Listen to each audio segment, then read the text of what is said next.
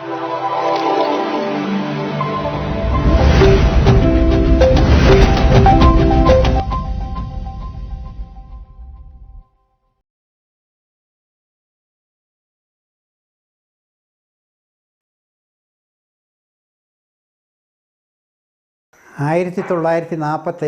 August 15 അർദ്ധരാത്രിക്ക് ഇന്ത്യക്ക് സ്വാതന്ത്ര്യം കിട്ടി.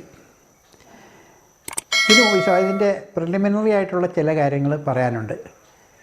രണ്ടാം ലോക മഹായുദ്ധത്തിൽ ആ യുദ്ധത്തിന് ശേഷം ബ്രിട്ടൻ പാപ്പരായി. ഇവിടെ പട്ടാളക്കാർക്ക് ശമ്പളം കൊടുക്കാനില്ല. ഇവിടുത്തെ ക്രമസമാധാന നില പാലിക്കാൻ മാത്രമുള്ള പട്ടാളക്കാർ അവർക്കില്ല. ബ്രിട്ടനിൽ തന്നെ പട്ടിണിയായിരുന്നു.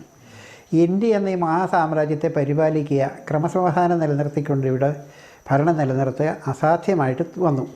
ആ കാലഘട്ടത്തിലാണ് സെക്കൻഡ് വേൾഡ് വാറിന് ശേഷം ക്ലെമൻ്റ് ആറ്റ്ലി ഇലക്ഷനിൽ ജയിക്കുന്നതും ബ്രിട്ടീഷ് പ്രധാനമന്ത്രിയായിട്ട് ചാർജ് എടുക്കുന്നതും.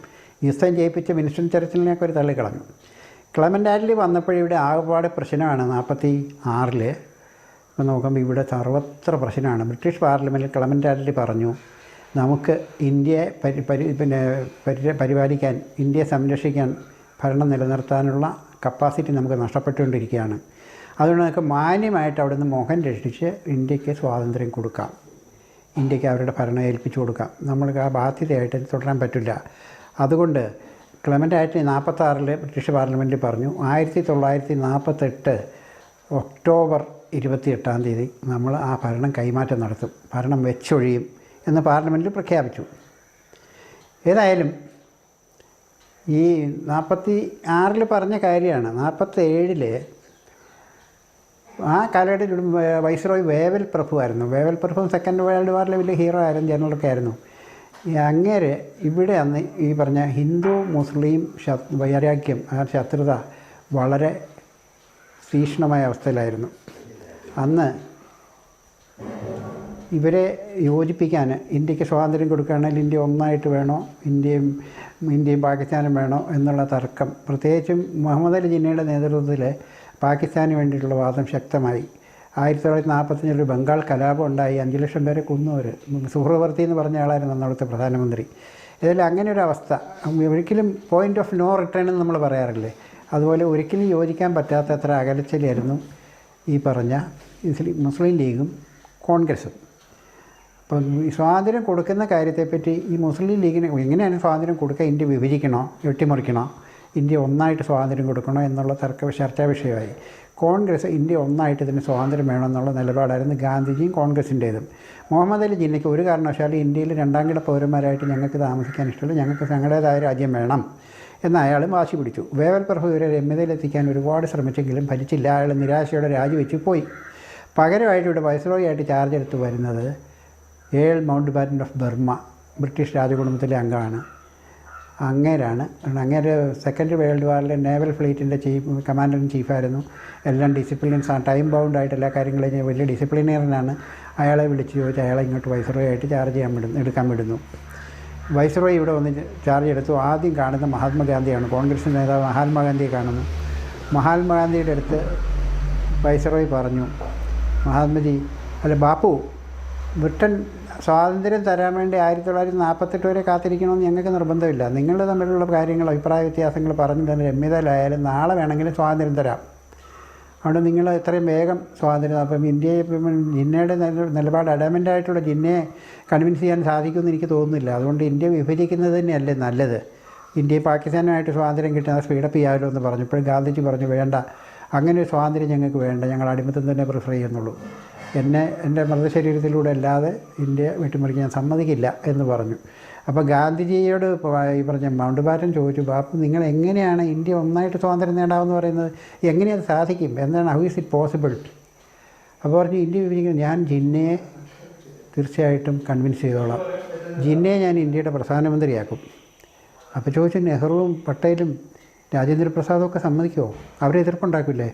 അപ്പോൾ ഗാന്ധി പറഞ്ഞു, ഗാന്ധിക്ക് ആത്മവിശ്വാസം അതിൽ കിടന്നായിരുന്നു. പറഞ്ഞു, എനിക്ക് നല്ല വിശ്വാസമുണ്ട്, നെഹ്റു ഞാൻ പറയുന്നത് എതിർക്കില്ല, ഇവരാരും എതിർക്കില്ല, ഞാൻ അവരെ കൺവിൻസ് ചെയ്തോളാം എന്ന് പറഞ്ഞു. ഡ്രൈവർ ലെക്കെന്ന് പറഞ്ഞു. ഏതായാലും ജിന്നയായിട്ട് സംസാരിച്ച് ജിന്ന അഡമൻ്റായിരുന്നു.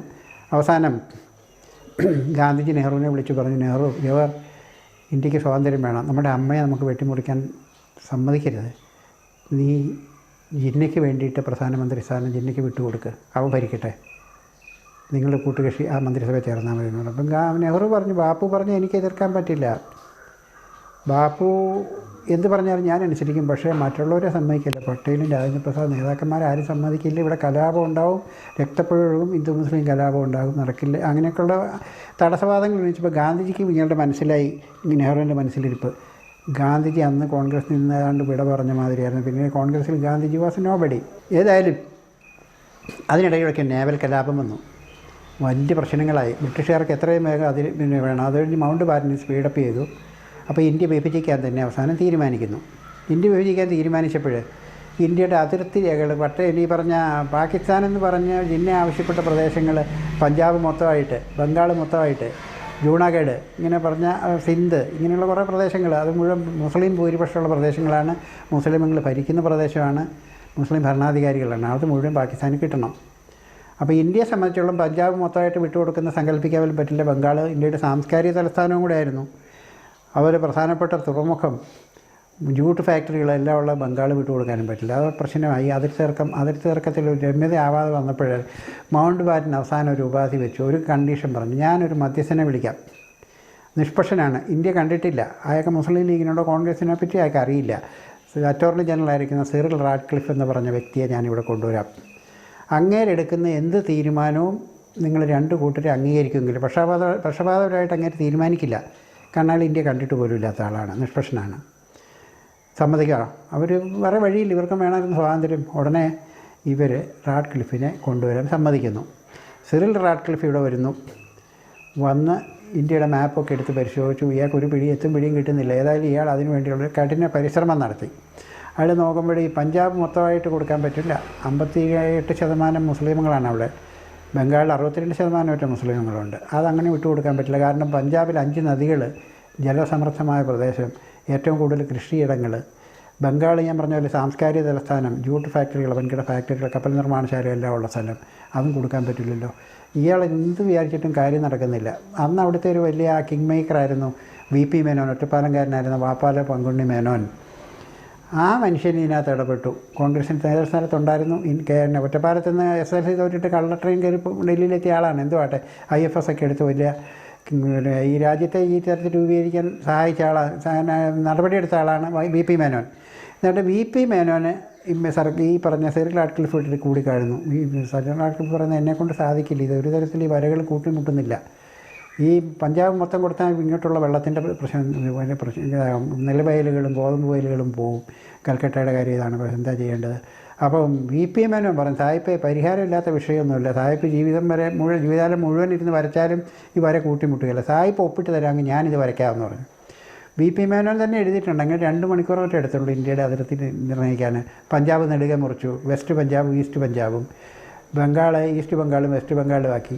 വെസ്റ്റ് പഞ്ചാബ് പാകിസ്ഥാന് കൊടുത്തു, ഈസ്റ്റ് പഞ്ചാബ് ഇന്ത്യയിൽ നിന്ന്, അതിലാണ് 5 നദികൾ.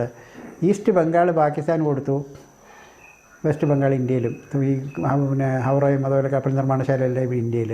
ഇങ്ങനൊരു അതിർത്തി രേഖ വരച്ച് അത് റെഡിയാക്കി റാഡ്ക്ലിഫിനെ കാണിച്ച് അയാളെ കൊണ്ട് ഒപ്പിടിച്ച് ഇയാൾ നേരെ ഡൽഹി പോയി സെക്രട്ടറി ഓഫ് സ്റ്റേറ്റിനെ കൊണ്ട് കാണിക്കുന്നു. ഇതെന്താണ് തീരുമാനം സത്യത്തിൽ ആർക്കും അറിയില്ല, VP മേനോന് മാത്രമേ അറിയാവൂ എങ്ങനെയാണ് വരച്ചിരിക്കുന്നതെന്ന്. അവിടെ കൊണ്ട് കൊടുത്തു. അപ്പോൾ നേരത്തെ തന്നെ ഇവർ പറഞ്ഞിട്ടുണ്ടായിരുന്നു, ഇയാൾ എന്ത് തീരുമാനം എടുത്താലും 2 കൂട്ടർക്ക് ബൈൻഡിങ് ആണ്, നിങ്ങളത് അംഗീകരിച്ചേ പറ്റുള്ളൂ. അത് സമ്മതിക്കുകയും ചെയ്തിട്ടുണ്ട്. ഏതായാലും അങ്ങനെ സ്പീഡപ്പ് ചെയ്തതുകൊണ്ട് 1947 മാർച്ച് 21 ഇവിടെ ഇങ്ങനെ ചാർജ് എടുത്ത വൈസ്രോയി ആയിട്ട്. അപ്പോൾ 2-3 മാസത്തിനുള്ളിൽ തീരുമാനമെടുത്തു, വിവരം അറിയിച്ചു. 1947 ഓഗസ്റ്റ് 14 പാകിസ്ഥാനും 15 ഇന്ത്യക്കും സ്വാതന്ത്ര്യം കൊടുക്കാൻ തീരുമാനിക്കുന്നു. ഇതിൽ ഈ അതിർത്തി രേഖകൾ ആർക്കും അറിയില്ല, ജിന്നയ്ക്കും അറിയില്ല, നെഹ്റുവിനും അറിയില്ല, ആർക്കും അറിയില്ല.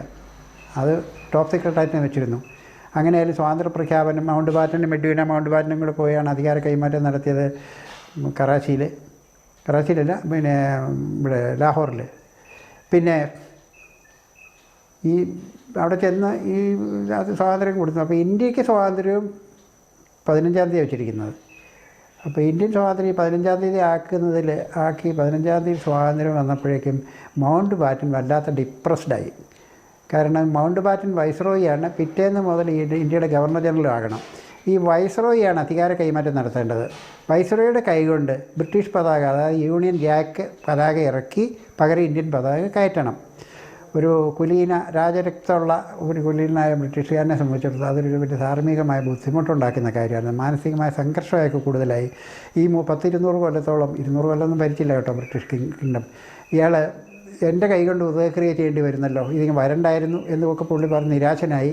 ഇയാളുടെ ഭാര്യ എഡ്വിനെ നെഹ്റുവായിട്ടുള്ള അടുപ്പത്തെ പിന്നെ നമുക്കൊക്കെ അറിയാവുന്നതാണ്. എഡ്വിനെ അത് നെഹ്റുവിൻ്റെ ചെവിയിലെത്തിച്ചു. നെഹ്റുവും പറഞ്ഞു there is no other go, ഇത് ഇയാൾ ചെയ്തേ പറ്റൂ, കാരണം അയാൾ ഗവർണർ ജനറലാണ്. പിന്നെ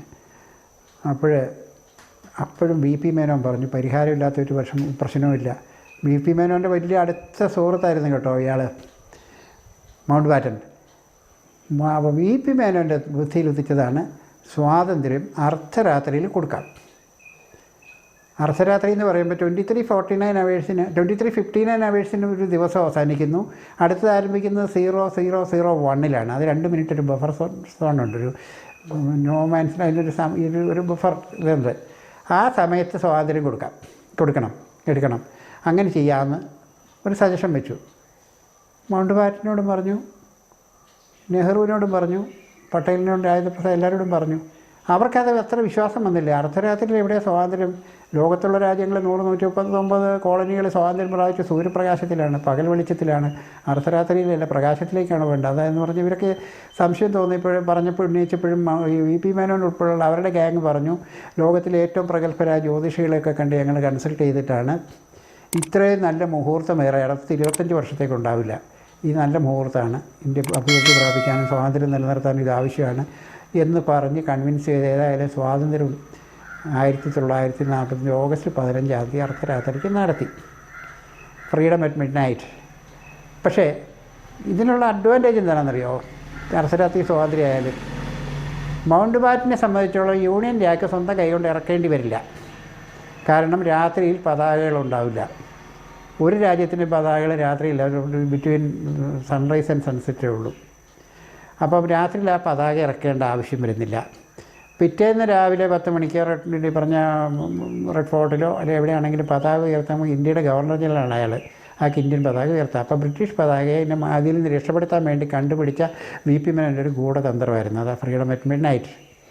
എന്നിട്ട് ഈ സ്വാതന്ത്ര്യ പ്രഖ്യാപനം സ്വാതന്ത്ര്യം ഒക്കെ നടന്നു, അർദ്ധരാത്രിയിൽ നടന്നു പോയിട്ട് ഇന്ത്യ അധികാരത്തിൽ വരുന്നു. അന്ന് പറഞ്ഞല്ലോ ഒരു കൂട്ടുകക്ഷി മന്ത്രിസഭയായിരുന്നു. നെഹ്റുവിൻ്റെ നേതൃത്വത്തിൽ ശ്യാമപ്രസാദ് മുഖർജി ഉണ്ടായിരുന്നു, റഫീഖ് അഹമ്മദ് കിഡ്വായി, പിന്നെ നമ്മുടെ ഇയാളുണ്ടായിരുന്നു, നമ്മുടെ ഡോക്ടർ ജോൺ മത്തായി ധനകാര്യമന്ത്രിയായിട്ട്. ഇങ്ങനെയുള്ള എൻ്റെ കൂട്ടുകക്ഷി മന്ത്രിസഭയായിരുന്നു 52. അത് ഞാൻ ചുരുക്കി അങ്ങ് പോവുകയാണ്, അത്രയും കാരണം ഭരണത്തിലേക്ക് കിടക്കുന്നില്ല. 1950 ഇന്ത്യ റിപ്പബ്ലിക്കായി. 51 ഇലക്ഷൻ, 51 പൊതു തെരഞ്ഞെടുപ്പ് ഇവിടെ പ്രഖ്യാപിച്ചു. അന്ന് വിൻസ്റ്റൺ ചർച്ചിൽ ഉൾപ്പെടെയുള്ള അമേരിക്കയിൽ പ്രസിഡന്റ് ഉൾപ്പെടെ എല്ലാവരും പറഞ്ഞു ഇന്ത്യയിൽ ഒരു തെരഞ്ഞെടുപ്പ് നടത്തുന്നത് ഇമ്പോസിബിളാണ്. കാരണം ഇന്ത്യയിലെ ജനങ്ങൾ ഇല്ലിറ്ററേറ്റാണ്, വിദ്യാഭ്യാസം ഇല്ലാത്തവരാണ്, ഒരുപാട് കടുത്ത അന്ധവിശ്വാസങ്ങളും ദുരാചാരങ്ങളും പുലർത്തുന്നവരാണ്. അവരുടെ സ്ത്രീകൾക്ക് പുറത്തിറങ്ങാൻ പറ്റില്ല, അവരുടെ സ്ത്രീകൾ അന്യപുരുഷൻ്റെ മുഖം നോക്കാൻ പറ്റില്ല, അങ്ങനെയുള്ള ഒരുപാട് പ്രശ്നങ്ങളുണ്ട്. അതുകൊണ്ട് അവിടെ ഒരു ഇലക്ഷൻ നടക്കില്ല, പെണ്ണുങ്ങളാരും വോട്ട് ചെയ്യില്ല, ആണുങ്ങളും. പിന്നെ യാത്രാ സൗകര്യം, ഈ ഇലക്ഷൻ മെറ്റീരിയൽസ് ഇന്ത്യയുടെ എല്ലാ ഭാഗത്തും എത്തിക്കുക എന്നുള്ളത് ഹിമാലയൻ ടാസ്ക്കാണ്, അതാരെക്കൊണ്ട് സാധിക്കില്ല. ഈ ഹൂമയോൺ ഹില്ലുകളിലും ഡാർജിലിങ്ങിലും ഹിമാചൽ പ്രദേശിലും കാശ്മീരിലും ഒന്നും ഇത് എത്തിക്കാൻ പറ്റില്ല. ഇന്ത്യയിൽ ഒരു ഇലക്ഷൻ ഒരിക്കലും വിജയകരമായിട്ട് പോകില്ല എന്ന് അവർ പറഞ്ഞു. പക്ഷേ അന്ന് ഇവിടെ ഇലക്ഷൻ കമ്മീഷണറായിട്ട് വന്ന സുകുമാർ സെൻ എന്ന് പറഞ്ഞൊരു ബംഗാളിയായിരുന്നു ഇലക്ഷൻ കമ്മീഷണർ, ആദ്യത്തെ ഇലക്ഷൻ കമ്മീഷണർ. അങ്ങനെ ഇതിന് ഗവൺമെൻറ് അധികാരപ്പെടുത്തി ഇലക്ഷൻ കണ്ടക്ട് ചെയ്യാൻ വേണ്ടിയിട്ട് എല്ലാ നടപടിക്രമങ്ങളും നടത്താൻ വേണ്ടി ഒരു 6 മാസം എടുത്ത് പുള്ളി ഇന്ത്യയുടെ എല്ലാ റിമോട്ട് കോർണറുകളിലും, എല്ലാ നുക്കാൻ കോർണർ, എല്ലാ മൂലകളും, എല്ലാ സ്ഥലത്തും ഇയാൾ ഇലക്ഷൻ മെറ്റീരിയൽസ് എത്തിച്ചു. കോവർ കഴുതയുടെ പുറത്ത് തലച്ചുമടായിട്ട് എല്ലായിടത്തും എത്തിച്ചു. ആളുകളെ ഒരു തരത്തിൽ ഒക്കെ അയാൾ എങ്ങനെയാലും ഇൻസ്റ്റിഗേറ്റ് ചെയ്തു ഇലക്ഷന് വേണ്ടിയിട്ട്. അന്നത്തെ ഒരു അത്ഭുതം, എൻ്റെ ഓർമ്മ ശരിയാണെങ്കിൽ ആ ഇലക്ഷനിൽ 51% പോളിംഗ് നടന്നിട്ടുണ്ട്. ലോകം ഞെട്ടിപ്പോയി. ഇന്ത്യ പോലൊരു രാജ്യത്ത് 50%, 53% കൃത്യമായിരിക്കണമെന്നില്ല കേട്ടോ പോളിംഗ് നടന്നെങ്കിൽ അത് ലോകാത്ഭുതങ്ങളിലൊന്നാണ്. അതിനുവേണ്ടി കഷ്ടപ്പെട്ട സുകുമാർ സെന്നിനെ പറ്റി നമുക്കറിയാം. നമുക്കറിയില്ല സുകുമാർ സെൻ ആരായിരുന്നത്. എത്ര പേർക്കറിയാം സുകുമാർ സെൻ ഇന്ത്യയുടെ ആദ്യത്തെ ഇലക്ഷൻ കമ്മീഷണറായിരുന്നെന്ന്? അങ്ങേരുടെ ചെയ്ത സേവനവും ത്യാഗവും നമ്മൾ ഓർക്കുന്നുണ്ടോ? നമ്മുടെ പുതിയ തലമുറയെ പറ്റി അതിനെ പഠിപ്പിക്കുന്നുണ്ടോ? ഇന്ന് നമ്മൾ ഇലക്ഷൻ പറയുന്നുണ്ട് അങ്ങനെ ഇങ്ങനെ. നമ്മളെ ആകെപ്പാടെ ഒരു ഇലക്ഷൻ കമ്മീഷൻ ആരാണെന്ന് അറിയുന്നത് TN ശേഷം വന്നതിന് ശേഷമാണ്. ഒരു ഇലക്ഷൻ കമ്മീഷൻ എന്താണെന്നൊക്കെ നമ്മൾ അറിയുന്നത്. അതുപോലെയുള്ള മഹാരഥന്മാർ ഒരുപാട് പേര് ഇവിടെ ഉണ്ടായിരുന്നു. ഈ സ്വാതന്ത്ര്യത്തിന് ശേഷം ഇന്ത്യയിൽ അർഹിക്കുന്ന ഒരുപാട് പേരെ നമ്മൾ സൗകര്യപൂർവ്വം വിസ്മരിച്ച് കളഞ്ഞു. ഇതുപോലെ തന്നെ ആയിരുന്നില്ലേ നേതാജി സുഭാഷ് ചന്ദ്രബോസ്? ഗാന്ധിജിയേക്കാളും നെഹ്റുവിനേക്കാളും ഒട്ടും പിറകിലായിരുന്നില്ലല്ലോ ജനപിന്തുണയുടെ കാര്യത്തിലും.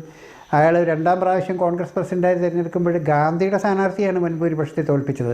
പക്ഷേ ഗാന്ധിജിയും പട്ടേലും നെഹ്റുവും എല്ലാം കൂടെ നിസ്സഹകരണം നടത്തി അങ്ങനെ പ്രസിഡന്റ് സ്ഥാനം രാജിവെച്ച് രാജ്യം വിട്ട് പോവുകയും NIA ഉണ്ടാക്കുകയൊക്കെ ചെയ്ത് അതിന് ചരിത്രം അതെല്ലാവർക്കും അറിയാവുന്ന കാര്യങ്ങളാണ്. ആ നേതാജി സുഭാഷ് ചന്ദ്ര ബോസിനെ അർഹിക്കുന്ന നെഹ്റുവിനേക്കാളും പ്രതിഭാശാലിയായിരുന്നു. ഗാന്ധിജിക്ക് നെഹ്റുവിനെ സ്ഥാനങ്ങൾ തട്ടിയെടുത്തേക്കുന്ന ഭയവും ഉണ്ടായിരുന്നു. ഗാന്ധിയുടെ മാനസപുത്രനായിരുന്നു നെഹ്റുവിനെ തന്നെ ഗാന്ധിയുടെ മനസ്സിൽ ഇന്ത്യയുടെ ഭരണാധികാരിയായിട്ട് സ്വപ്നത്തിലുണ്ടായിരുന്നതുകൊണ്ട് ഇയാളൊരു പ്രതിബന്ധം ആകരുതെന്ന് വിചാരിച്ചാണ് ഇയാളെ AICC പ്രസിഡന്റ് സ്ഥാനത്ത് സഹകരണം നടത്തിയതും ഇയാൾ പോകാനിടയായതും പിന്നെ ഇയാൾ പ്ലെയിൻ ആക്സിഡൻറ്റ് മരിക്കുന്നതും. അതിൻ്റെ ഞാൻ പറഞ്ഞു വന്നത് അതൊക്കെ ചരിത്ര സംഭവം എല്ലാവർക്കും അറിയാം. ഈ നേതാജി സുഭാഷ് ചന്ദ്ര ബോസിനോട് സ്വതന്ത്ര ഇന്ത്യ നീതി കാണിച്ചിട്ടുണ്ടോ? ഒരിക്കലും നീതി കാണിച്ചിരുന്നില്ല. കാരണം അദ്ദേഹത്തിന് അർഹിക്കുന്ന സ്ഥാനം കൊടുത്തില്ല. അദ്ദേഹത്തിൻ്റെ ചിതാഭസ്മം ഇപ്പോഴും ഇവിടെ ജപ്പാൻ്റെ ക്ഷേത്രത്തിൽ വെച്ചിരിക്കുക. ഇനി ആ മരണം അംഗീകരിച്ചുകൊണ്ട് അത് ഇവിടെ കൊണ്ടുവന്ന് ചിതാഭസ്മം നിബന്ധന ചെയ്യാൻ തയ്യാറായിട്ടില്ല. ഒരുപാട് അന്വേഷണ കമ്മീഷനെ വെച്ചു. അയാൾ മരിച്ചില്ല, ജീവിച്ചിരിപ്പുണ്ട്, അവിടെയുണ്ട് ഇവിടെയുണ്ടെന്നൊക്കെ കെട്ടുകഥകളുണ്ടാക്കി. അനീത ബോസ് എന്ന് പറഞ്ഞവർക്ക് ഒരു മകളുണ്ടായിരുന്നു.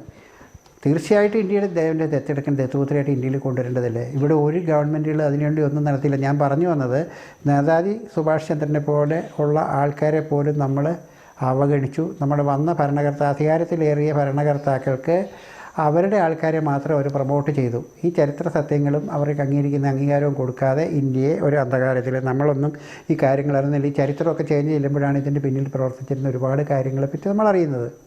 അതുപോലെ തന്നെ നമ്മുടെ ഈ നാട്ടുകാരനായിരുന്നല്ലോ ചേറ്റൂർ ശങ്കരൻ നായർ. AICCയുടെ പ്രസിഡൻ്റായ ഏക മലയാളിയായിരുന്നു. വൈസ്രോയുടെ പ്രിവി കൗൺസിൽ മെമ്പറായിരുന്നു. ഒരു ഇന്ത്യക്കാരന് എത്താവുന്ന ഏറ്റവും വലിയ പോസ്റ്റാണ് വൈസ്രോയുടെ പ്രിവി കൗൺസിൽ മെമ്പർ.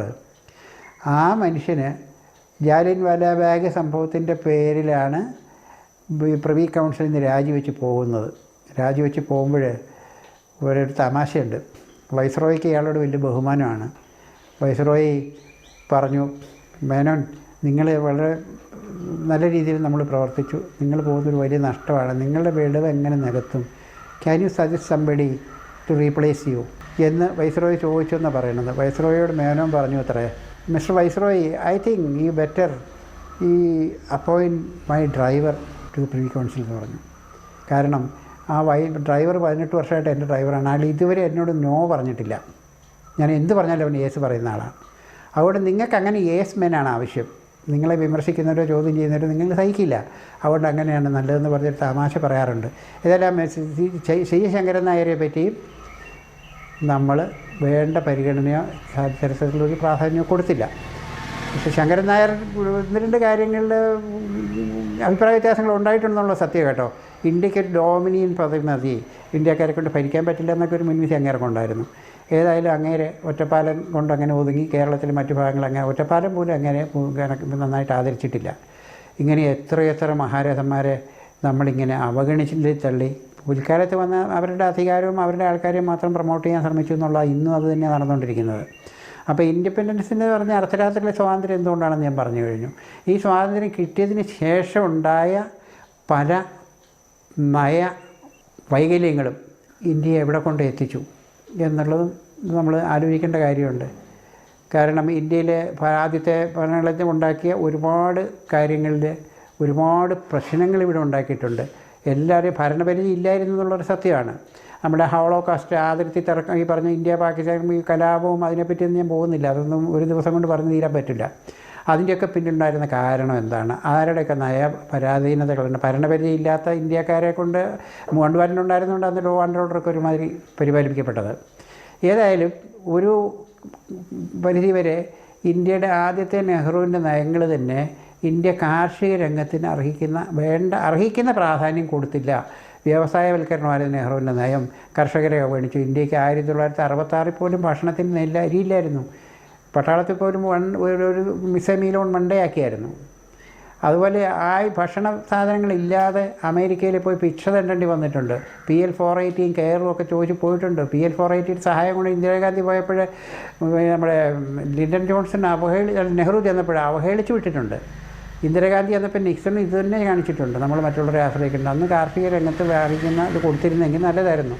ഇന്ത്യയെ ലോകരാഷ്ട്രങ്ങളുടെ മുന്നിലെത്തിക്കാൻ വേണ്ടി ഇന്ത്യ അത് അടിയന്തര പ്രാധാന്യം ഇല്ലെന്ന് ഞാൻ പറയുന്നില്ല, എങ്കിലും ഇല്ലാത്ത ആർട്ടിഫിക് എനർജി, വൻകിട വ്യവസായങ്ങൾ ആവശ്യമായിരുന്നു. ഗാന്ധിജി വ്യവസായങ്ങൾക്ക് എതിരുമായിരുന്നു കേട്ടോ. രാമരാജ്യം മതി എന്ന് പറഞ്ഞ് ഗാന്ധിജിൻ്റെ നയങ്ങൾക്ക് വിരുദ്ധമായിട്ടായിരുന്നു. അതുപോലെ ഇന്ത്യൻ നയങ്ങൾ, ഇന്ത്യയുടെ ചേരിചേരാ നയം എന്ന് പറഞ്ഞൊരു നയം ഇവിടെ ഉണ്ടാക്കി. ഒരിക്കലും അത് ചേരിചേരാ നയം ആയിരുന്നില്ല, ഇടത് ചേരികളോട് അനുഭാവമുള്ള ഒരു ചേരിയായിരുന്നു. അമേരിക്കൻ മുതലാളിത്ത വ്യവസ്ഥയോട് ശക്തിയായിട്ട് എതിർക്കുന്ന ഒരു നയമായിരുന്നു ഇവിടെ. VK കൃഷ്ണമേനോൻ്റെ ഇൻഫ്ലുവൻസ് തന്നെ ധാരാളം ഉണ്ടായിട്ടുമുണ്ട്. അങ്ങനെ ഒരു അമേരിക്കൻ വിരോധമുള്ള ഒരു വിദേശ നയം യൂഗോസ്ലാവിയയും യൂഗോസ്ലാവിയയിലെ ടിറ്റോയും അബ്ദുൽ ഗമാൽ നാസർ ഈജിപ്റ്റ്, ഇന്ത്യയിൽ നെഹ്റു, പിന്നെ സുകാർണോ ഫ്രം ഇന്തോനേഷ്യ, ഇവരെല്ലാവരും കൂടെ ചേർന്ന് ഒരു ചേരിചേരാനുള്ള രൂപീകരണം ഉണ്ടാക്കി. ഒക്കെ സംഭവമൊക്കെ ശരിയാണ്. എന്നിട്ട് ഞാൻ പറഞ്ഞല്ലോ ചേരിചേരാനയൊന്നും ആയിരുന്നില്ല, അത് ശക്തമായിട്ട് ഇടത് ചേരിയിലേക്കായിരുന്നു. ഏതായാലും അവസാനം അന്നും പലരും പറഞ്ഞു ചൈനയായിട്ട് ഇന്ത്യ, ചീന, ബായി പഞ്ചശീല തത്വങ്ങൾ ഇതെല്ലാം കൊണ്ടുവന്നപ്പോഴും അന്ന് വിവരമുള്ളവരൊക്കെ പറഞ്ഞു ചൈനയെ ഒരിക്കലും വിശ്വസിക്കരുത്, ഉറങ്ങിക്കിടക്കുന്ന ഡ്രാഗനാണ്, ഏത് സമയത്ത് അയാളുടെ കരാള ദംഷ്ടങ്ങളോടുകൂടി അത് ആക്രമിക്കും എന്ന് പറഞ്ഞതാണ്. വകവച്ചില്ല. നെഹ്റു ഒരിക്കലും കൃഷ്ണമേനോൻ ഒട്ടും നെഹ്റുവിനെ വിശ്വസിക്കാനും സമ്മതിച്ചില്ല. ചൈന ഒരിക്കലും ഇന്ത്യയെ വഞ്ചിക്കില്ല. അവസാനം നമ്മൾ അറിഞ്ഞു 1960 ചൈനക്കാർ ആക്രമിച്ചത്. അതിന് കാരണം വേണമെങ്കിൽ ദലൈലാമയ്ക്ക് ഇന്ത്യയിൽ അഭയം കൊടുത്തതും ഇന്നും പ്രവാസി ഗവൺമെൻറ്റായിട്ട് ധർമ്മസ്ഥലയിലുണ്ട്. അവിടുത്തെ ടിബറ്റ് അവരുടെ സ്വന്തമാണെന്നും അവിടുന്ന് ഇവിടെ ഇങ്ങോട്ട് വന്നവർക്ക് അഭയം കൊടുത്തതാണ് കാരണമെന്ന് പറയുന്നുണ്ട്. അതുപോലെ തന്നെ ഇന്ത്യ അന്ന് യുദ്ധരംഗത്തേക്കല്ല ഡിഫൻസ് രംഗത്തേക്ക് അറിയിക്കുന്ന പ്രാധാന്യം ഒന്നും കൊടുത്തില്ല. കൃഷ്ണമേനോൻ്റെ താല്പര്യം അനുസരിച്ചുള്ള ചില കാര്യങ്ങൾ സ്വദേശിവൽക്കരണം വേണം, ഇവിടെ വാഹനങ്ങൾ ഈ പറഞ്ഞ ആർമി ട്രക്കുകളും തോക്കുകളും ഇവിടെ നിർമ്മിക്കണം, ടാങ്കുകൾ നിർമ്മിക്കാനൊക്കെയുള്ള പദ്ധതി ഉണ്ടായിരുന്നു. പക്ഷേ നമുക്കതിനുള്ള ഇൻഫ്രാസ്ട്രക്ചർ ഒന്നും ഉണ്ടായിരുന്നില്ല. വിദേശ സഹായവും വിദേശ ടെക്നോളജിക്കൽ നോഹവും ഒക്കെ ആവശ്യമായിരുന്നൊക്കെ ആ നയവൈകല്യം കൊണ്ട് അതൊന്നും ഏർപ്പാടാക്കിയില്ല. ചൈന ആക്രമിച്ച് വന്നപ്പോൾ നമുക്ക് അവരെ പ്രതിരോധിക്കാൻ ഒന്നും ഉണ്ടായിരുന്നില്ല. എല്ലാവർക്കും ഉപയോഗിക്കാൻ, എല്ലാവരുടെയും കയ്യിൽ ഓരോ തോക്ക് പോലും കൊടുക്കാനുണ്ടായിരുന്നില്ല. അന്നത്തെ ഉപയോഗിച്ചത് .303 എന്ന് പറയുന്ന റൈഫിള്, അത് മാത്രമേ ഇന്ത്യയിലുണ്ടായിരുന്നത്. വിൻ്റർ ക്ലോത്ത് ഉണ്ടായിരുന്നില്ല. എത്രയോ പട്ടാളക്കാർ ഇൻകംപാഷിയേറ്റായി, ഫോസ്ബൈറ്റ്, സ്നോബൈറ്റ് എന്നൊക്കെ പറഞ്ഞ് എത്ര ആയിരം പേർ കൊല്ലപ്പെട്ടു. ഈ നയവൈകല്യം വിദേശ അല്ലെങ്കിൽ പ്രതിരോധ രംഗത്തുണ്ടാക്കേണ്ടിരുന്ന ആവശ്യമുള്ള കാര്യങ്ങൾ നടത്താതിരുന്നതിൻ്റെ പേരിൽ നമ്മൾ അത്ര വലിയ ഹ്യൂമിലിയേഷൻ സഹിക്കേണ്ടി വന്നു. നമ്മുടെ ശത്രുവായിട്ട് കണ്ട് പാകിസ്ഥാന് മാത്രമേ ഉണ്ടായിരുന്നുള്ളൂ. പാകിസ്ഥാൻ നമ്മുടെ അവസ്ഥയൊക്കെയായിരുന്നു ആയുധ കാര്യത്തിൽ. അതുകൊണ്ട് ആ രംഗത്ത് ഇന്ത്യ കാണിച്ച നെഹ്റുവിൻ്റെ ആ ഗവൺമെൻറ് നയവൈകല്യങ്ങളിൽ ഒന്നാമത്തത് അത്. രണ്ടാമത് വിദേശ നയം, മൂന്നാമത് കാർഷിക രംഗത്തിൽ അറിയിക്കുന്ന പ്രാധാന്യം കൊടുക്കാതിരുന്നത്, നാലാമത് ഇതെല്ലാം ഇങ്ങോട്ട് ദേശവൽക്കരിക്കാൻ തീരുമാനിക്കുന്നു. നമ്മുടെ ആദ്യമായിട്ട് ഇന്ത്യയിൽ അന്ന് ഉണ്ടായിരുന്ന ഈ ഓയിൽ കമ്പനികൾ മുഴുവൻ ബർമ ഷെല്ലും കാൾടെക്സും SOU ആയിരുന്നു. ഇതെല്ലാം ദേശവൽക്കരിക്കാൻ തീരുമാനിച്ചു. KD മാളവ്യ അന്ന് പെട്രോളിയം കെമിക്കൽസ് അന്ന് ആ വകുപ്പല്ല, മന്ത്രിയായിരുന്നു. ദേശവൽക്കരിച്ചു. ഇതിനെല്ലാവർക്കും കൊടുത്ത കോമ്പൻസേഷനോ അല്ല നഷ്ടപരിഹാരം കൊടുത്തതിൽ തുക കൂടിയെന്നും കമ്മീഷൻ പറ്റിയെന്നും പറഞ്ഞ് അഴിമതി ആരോപണം പാർലമെൻറ്റിൽ വന്നു. ഈ അഴിമതി ആരോപണങ്ങൾ പാർലമെൻറ്റ് സമിതി അന്വേഷിച്ചു. ആരോപണത്തിൽ കഴമ്പുണ്ടെന്ന് വന്നു. പക്ഷേ ആ റിപ്പോർട്ട് പാർലമെൻറ്റ് അംഗീകരിക്കുകയോ ഗവൺമെൻറ് ഒരു നടപടിയോ നിയമ നടപടിയോ പ്രോസിക്യൂഷനോ സ്വീകരിക്കുകയും ചെയ്തില്ല. അഴിമതി അറസ്റ്റിനുള്ള ആദ്യത്തെ സംരക്ഷണമായിരുന്നത്. രണ്ടാമത് നമ്മൾ കണ്ടു, ഇതുപോലെ തന്നെ പ്രാധാന്യമുള്ള ഒരു വലിയ അഴിമതി ഇന്ത്യയിൽ നടന്നിരുന്നു. അത് നമ്മുടെ മുന്ദ്ര കുംഭകോണം, LIC കുംഭകോണം എന്നും പറഞ്ഞ് അറിയപ്പെടുന്ന സാക്ഷാൽ രാജീവ് ഗാന്ധി തന്നെ, രാജീവല്ല ഈ ഫിറോസ് ഗാന്ധി തന്നെ കൊണ്ടുവന്ന അഴിമതി ആരോപണം എല്ലാ തെളിവുകളും സഹിതം അന്വേഷിച്ചു. തെളിവ് എല്ലാം വന്നു. ഇതിനകത്ത് വഴിവിട്ട സഹായം നടത്തിയിട്ടുണ്ടെന്ന് ഈ കാര്യങ്ങളെല്ലാം വ്യക്തമായിട്ട് തെളിഞ്ഞു. ഒരു നടപടി അവരുടെ പേരിലുണ്ടായില്ല. ഇവിടെ അഴിമതിക്കാരെ സംരക്ഷിക്കുന്ന ഒരു നയം, ഒരു അഴകുഴമ്പൻ നയം ആ ഗവൺമെൻറ് അന്ന് സ്വീകരിച്ചതുകൊണ്ട് അഴിമതി ഇവിടെ കൊടികുത്തി വാഴാൻ തുടങ്ങി. ഈ രാജ്യം അഴിമതിക്കാരുടെ സുരക്ഷിത മേഖലയായി. ലോകത്തെ എല്ലാ ഭാഗത്തുള്ള ഏറ്റവും വലിയ ഫ്രോഡുകൾ ഇന്ത്യയിൽ വന്ന് അവിഹിതമായ സ്വത്ത് സമ്പാദിക്കാനും അഴിമതി കാണിക്കാനും തുടങ്ങി. അതിന് കാര്യമായ പേടിയില്ല. ഇന്നും അത് തുടരുകയാണ്. ഇന്നത്തെ വൻകിട അഴിമതിക്കാരെ രാഹുൽ ഗാന്ധിയൊക്കെ പറയുന്നുണ്ടല്ലോ, ഇയാൾ അഡാനിയെ പറ്റിയൊക്കെ. അഡാനി, അംബാനി ഇവരെയൊക്കെ ഇവരിലൊരു ചെറു വിരലനക്കാൻ പോലും ആർക്കും സാധ്യമല്ല. കാരണം അഴിമതി ജീവിതത്തിൻ്റെ അവരുടെ അവകാശമായിട്ട് മാറി, ജീവിതത്തിൻ്റെ ഭാഗമായി, ഭരണത്തിൻ്റെ അവിഭാജ്യ ഘടകവുമായി. ഒരു കാരണവശാലും ഈ രാജ്യത്ത് അഴിമതി തുടച്ചു നീക്കാൻ സാധിക്കില്ല എന്നുള്ളത് ഇന്ന് സത്യമാണ്. അഴിമതിരഹിതരായ എത്ര ഭരണകർത്താക്കൾ നമുക്കുണ്ട്. നമ്മുടെ ഭരണകർത്താക്കളൊക്കെ എത്രയോ പേര് ഇവിടെ വന്നു പോയി. ഒരുപാട് ശുദ്ധന്മാരായ ചുരുക്കം ചിലരുണ്ടാവും. സ്വന്തമായിട്ട് നേട്ടം ഉണ്ടായില്ലെങ്കിൽ അത് ചുറ്റിപ്പറ്റി നിന്നവർ ഒരുപാട് പണം ഉണ്ടാക്കിയിട്ടുണ്ട്. മൻമോഹൻ സിംഗ് അഴിമതി ഒന്നും കാണിച്ചില്ല. പക്ഷേ മൻമോഹൻ സിംഗ് ക്യാബിനറ്റിൽ അഴിമതി കാണിക്കാത്ത ഒരു മന്ത്രി പോലും ഉണ്ടായിരുന്നില്ല. വലിയ വലിയ കുംഭകോണങ്ങൾ, പിന്നെ ഇത് പറഞ്ഞ കൽക്കരി കുംഭകോണം, 2G സ്പെക്ട്രം, ഇങ്ങനെയുള്ള എത്രമാത്രം കുംഭകോണം എല്ലാം നമ്മുടെ ഈ ഇടതുപക്ഷം ഭരിച്ചിരുന്ന കേരളത്തിൽ തന്നെ ആദ്യത്തെ അഴിമതി ആരോപണം ആന്ധ്ര അരി കുംഭകോണം എന്ന് പറഞ്ഞൊരു കേസ് ഇവിടെ നടന്നു. 1957 KC ജോർജ് അന്ന് ധനകാര്യമന്ത്രിയായിരുന്നു, അല്ല ഭക്ഷ്യകാര്യമന്ത്രിയായിരുന്നു. ആന്ധ്രയിൽ നിന്ന് അരി ഇറക്കുമതി ചെയ്തതിൽ ഗവൺമെൻറ് ഒഴിവാക്കാമായിരുന്ന നഷ്ടം ഇത്ര വരുത്തി, ലക്ഷങ്ങൾ 10-15 ലക്ഷം വരുത്തി എന്നും പറഞ്ഞ് അന്വേഷണ കമ്മീഷൻ റിപ്പോർട്ടും വന്നു. ഒരു നടപടി ഉണ്ടായില്ലല്ലോ, ഒരു പ്രോസിക്യൂഷൻ നടപടി ഉണ്ടായില്ല. പിന്നെ എത്രയോ മന്ത്രിമാരിവിടെ അഴിമതി അവരുടെ അവകാശമായിട്ട് ജന്മാവകാശം ഉപയോഗിക്കും. നമുക്കിവിടെ ഇന്നും എന്നും ഇന്ത്യൻ ജീവിതം ഇത്ര അഴിമതി നിറഞ്ഞ ഒരു ജീവിതമാക്കി മാറ്റിയെടുത്തതിന് നമ്മുടെ ഭരണകർത്താക്കളുടെ ആദ്യകാലത്തുണ്ടായിരുന്ന നയവൈകല്യങ്ങൾ കാരണമായിട്ടുണ്ട്. അഴിമതിക്കാരെ കർശനമായി ശിക്ഷിക്കാനുള്ള നിയമം ഇവിടെ ഉണ്ടായിരുന്നെങ്കിൽ, അഴിമതിക്കാരെ കലിത്തുറുങ്കിലടയ്ക്കുന്നവരുണ്ട്, അവരുടെ സ്വത്തുക്കൾ കിട്ടിയിരുന്നെങ്കിൽ, കോൺഫിസ്കേറ്റ് ചെയ്യുന്നൊരു നയം ഉണ്ടായിരുന്നെങ്കിൽ അഴിമതിയെ ഒരു പരിധിവരെ തടയാൻ പറ്റും. ഇന്ന് പക്ഷേ നമ്മുടെ ഭരണം തന്നെ ഇവരുടെയൊക്കെ കയ്യിലാണ്. ഈ അതിസമ്പന്നരുടെ കയ്യിലിരിക്കുന്ന ഭരണം അവർക്ക് എന്തും കാണിക്കുക, എന്തും ചെയ്യാം. ഇവിടെ സാധാരണക്കാരായ കഴുതകൾ പൊതുജനം എന്ന് പറഞ്ഞ് അതിനെപ്പറ്റി ഹിറ്റ്ലർ പറഞ്ഞിട്ടുണ്ട് മെയിൻകാഫിൽ, ഈ majority they are always idiots. അതാണ് സത്യം. നമ്മളൊക്കെ വിഡ്ഢികളാണെന്ന് എനിക്ക് തോന്നിയിട്ടുണ്ട്. അത് സ്വാതന്ത്ര്യം, അതിനെപ്പറ്റി എല്ലാ കൈവശങ്ങളും ഞാൻ പരാമർശിച്ചില്ല. നെടുനടങ്കൻ ഒരുപാട് സമയം പറയാൻ മാത്രമുള്ളതുണ്ട്. ഏതായാലും ഞാൻ ഇവിടം കൊണ്ട് അവസാനിപ്പിക്കുന്നു.